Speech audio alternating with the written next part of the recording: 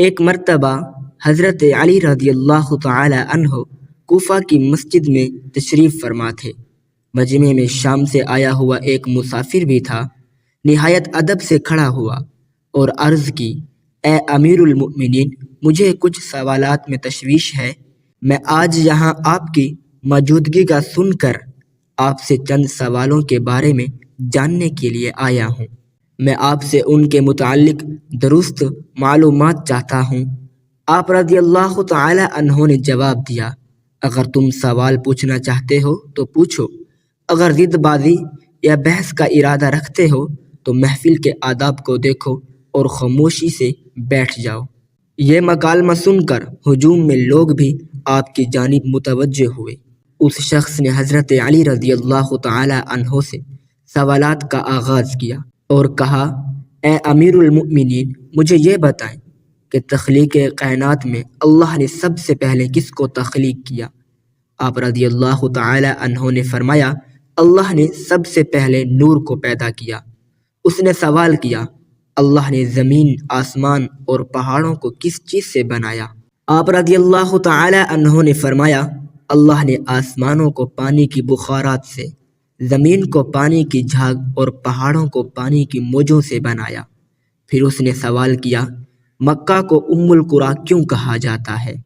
آپ نے فرمایا، ام القریٰ کے یعنی ہر ترتیب کی ماں، کیونکہ زمین کی ہر چیز اس کے نیچے سے بچھائی گئی، اس لیے عرب کے شہر مکہ جہاں بیت اللہ شریف ہے اسے ام القریٰ کہا جاتا ہے۔ اس آدمی نے اگلا سوال کیا، زمین کے اوپر کے آسمان کو کس چیز سے پیدا کیا گیا؟ آپ نے جواب دیا، رکی ہوئی فوج سے۔ پھر اس نے عرض کی، اے امیر المؤمنین، سورج اور چاند کا طول و عرض کتنا ہے؟ آپ نے جواب دیا، 900 فرسخ ضرب 900 فرسخ۔ فرسخ فارسی زبان کا لفظ ہے۔ ایک فرسخ میں 10 کلومیٹر لمبائی گنی جاتی ہے۔ اس نے اگلا سوال کیا کہ ستارے کا طول و عرض کتنا ہے؟ آپ نے جواب دیا، 12 فرسخ ضرب 12 فرسخ۔ اس اجنبی نے نہایت ادب سے درخواست کی کہ اے امیر المؤمنین، جیسا کہ قرآن میں 7 آسمانوں کا ذکر آیا، آپ ہمیں ان 7 آسمانوں کا نام اور ان کے رنگ بیان کر دیجئے۔ آپ رضی اللہ تعالی عنہ نے فرمایا، جو آسمان زمین کے اوپر ہے اس کا نام رفیع ہے اور وہ پانی، بخارات اور دھول سے بنا ہوا ہے۔ دوسرے آسمان کا نام کیزوم ہے اور اس کا رنگ تانبے جیسا ہے۔ تیسرے کا نام مودون ہے اور اس میں ملے جلے رنگ ہیں۔ چوتھے آسمان کا نام ارفعلون ہے اور اس کی رنگت چاندنی جیسی ہے۔ پانچویں آسمان کا نام حیون ہے اور اس کی رنگت سونے جیسی ہے۔ چھٹے آسمان کا نام عروس ہے اور وہ سبز یاقوت کا بنا ہوا ہے۔ ساتویں آسمان کا نام اجمع ہے اور یہ سفید موتیوں سے بنا ہوا ہے۔ اس آدمی نے اگلا سوال کیا، اے علی، آپ مجھے یہ بتائیں، بیل وہ وحد جانور ہے جس نے آسمان کی طرف اپنا سر نہیں اٹھایا، ایسا کیوں ہے؟ آپ رضی اللہ تعالی عنہ نے جواب دیا، جب سے قوم بنی اسرائیل نے گوسالہ کی پوجا کی تھی تبھی سے بیل شرم کے مارے آسمان کی طرف سر نہیں اٹھاتا۔ گوسالہ ایک سنہری رنگ کا پتھر یا بچھڑا تھا جسے موسیٰ علیہ السلام کے دور میں سامری جادوگر نے اپنی جادوئی مہارت سے بولنے اور حرکت کرنے کی طاقت دی، اور موسیٰ علیہ السلام کی غیر موجودگی میں بنی اسرائیل سے اس بچڑے کی پوجا کروائی تھی۔ مجمع میں موجود تمام لوگ حضرت علی رضی اللہ تعالی عنہ کی حاضر جوابی اور علمی قابلیت سے متاثر ہو رہے تھے۔ شام سے آئے ہوئے مسافر نے اگلا سوال پوچھا، اے امیر المؤمنین، وہ کون سے نبی تھے جنہوں نے ایک ہی وقت میں 2 بہنوں سے شادی کی تھی؟ آپ رضی اللہ تعالی عنہ فرمانے لگے، وہ یعقوب بن اسحاق علیہ السلام تھے۔ انہوں نے ایک ہی دن، ایک ہی وقت میں 2 صغیر بہنوں لیا اور راحیل سے نکاح کیا تھا، لیکن اس کے بعد اللہ تعالی نے بے وقت دونوں بہنوں سے نکاح کو اسلام میں حرام قرار دیا۔ اس آدمی نے اگلا سوال پوچھا، مد و جزر کیا ہے؟ آپ نے جواب دیا، اللہ نے سمندروں پر ایک فرشتہ مقرر کر رکھا ہے، جب وہ سمندر کے پانی میں اپنا پاؤں رکھتا ہے تو مد پیدا ہوتا ہے، اور جب نکالتا ہے تو جزر۔ مد و جزر سمندر کے پانی کو خود بخود بلند ہونے اور کم ہونے کے عمل کو کہتے ہیں۔ اس آدمی نے اگلا سوال کیا، یہ بتائیں کہ جنات کا باپ کون ہے اور اللہ نے جنات کی طرف کون سے نبی کو مبعوث کیا تھا؟ حضرت علی رضی اللہ تعالی عنہ نے فرمایا، جنات کے جد اعلیٰ کا نام شومان ہے اور اسے اللہ نے آگ کے شعلے سے پیدا کیا تھا، اور اللہ نے جنات کی طرف ایک نبی کو مبعوث فرمایا تھا جس کا اسم گرامی یوسف تھا، جنہوں نے جنات کو اللہ پاک کی عبادت کی دعوت دی، لیکن انہوں نے اسی نبی کو قتل کر دیا۔ اس شخص نے دوبارہ دریافت کیا، ابلیس کا آسمانوں میں کیا نام تھا؟ حضرت علی رضی اللہ تعالی عنہ نے جواب دیا، حارث۔ پھر اس نے پوچھا کہ آدم علیہ السلام کا نام آدم کیوں رکھا گیا اور انہوں نے کتنی عمر پائی؟ آپ رضی اللہ تعالی عنہ نے فرمایا، کیونکہ وہ عدیم ارض یعنی نایاب زمین کی کھال سے بنائے گئے تھے، اس لیے ان کا نام آدم رکھا اور 900 سال عمر پائی۔ اس نے سوال کیا، میراث میں مرد کے 2 جبکہ عورت کا 1 حصہ رکھا گیا ہے، جبکہ اسلام تو مساوات کا حکم دیتا ہے۔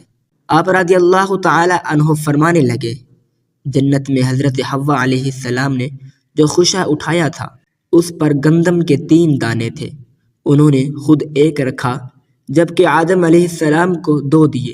چونکہ وہ ہمارے جد ہیں اس لیے اسی نسبت سے وراثت میں مرد کے 2 عورت کا 1 حصہ مقرر ہوا۔ اس نے پوچھا، مخدوم کون سے نبی پیدا ہوئے؟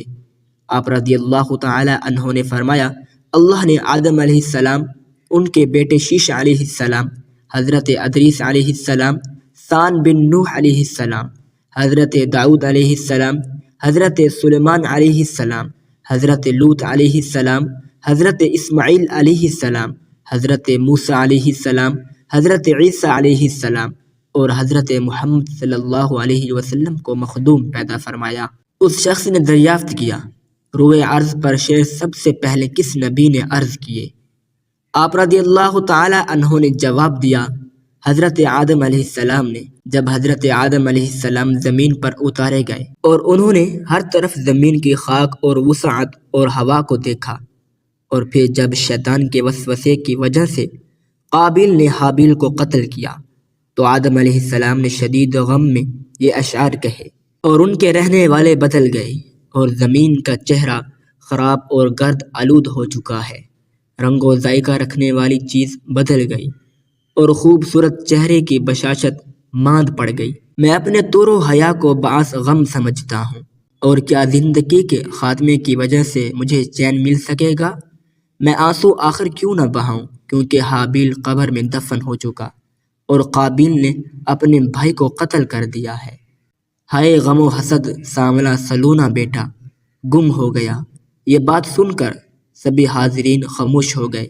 پھر وہ شام کا شخص پھر بولا، اے امیر المؤمنین، حضرت آدم علیہ السلام جنت سے نکالے جانے کے غم میں کتنا عرصہ روئے؟ آپ رضی اللہ تعالی عنہ نے فرمایا، آپ 100 سال تک روتے رہے۔ شامی شخص نے پھر سوال کیا، کفر کی ابتدا کس نے کی اور پہلا کفر کس نے کیا؟ آپ رضی اللہ تعالی عنہ نے جواب دیا، کفر کی ابتدا ابلیس سے ہوئی اور وہی کائنات کا پہلا کافر ہے۔ اور پھر اس شخص نے آخری سوال کیا، حضرت نوح علیہ السلام کا اصل نام کیا تھا اور ان کی کشتی کا طول و عرض کتنا تھا؟ آپ رضی اللہ تعالی عنہ نے جواب دیا، نوح علیہ السلام کا اصل نام سکن تھا۔ انہیں نوح علیہ السلام کہنے کا سبب یہ تھا کہ انہوں نے 950 برس تک قوم پر نوحہ کیا تھا۔ ان کی کشتی کا طول 800 ہاتھ اور عرض 500 ہاتھ اور سطح زمین سے اس کی بلندی 80 ہاتھ تھی۔ امید کرتا ہوں کہ آج کی تحریر آپ کو ضرور پسند آئی ہوگی۔ مزید اچھی تحریروں کے لیے ہمارے چینل کو سبسکرائب کریں۔ شکریہ۔ اپنا بہت خیال رکھنا، دعاؤں میں یاد رکھنا۔ اللہ حافظ۔ السلام علیکم ورحمۃ اللہ وبرکاتہ۔